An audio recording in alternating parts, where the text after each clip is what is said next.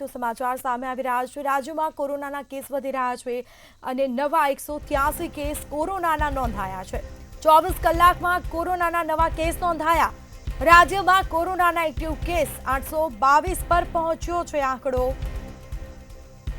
822 માંથી 29 દર્દીઓ હાલ સારવાર હેઠળ છે। 793 દર્દીઓને હોમ આઇસોલેટ કરવામાં આવ્યા છે। કોરોનાના કેસમાં વધારો થઈ રહ્યો છે। 5 દિવસમાં કોરોનાના એક્ટિવ કેસોમાં 75% વધારો થયો છે। તો રાજ્યમાં 24 કલાકમાં કોરોનાના નવા 183 કેસ નોંધાયા છે।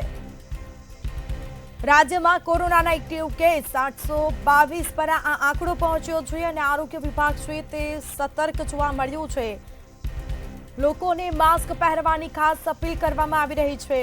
793 દર્દીઓને હોમ આઇસોલેટ કરવામાં આવ્યા છે।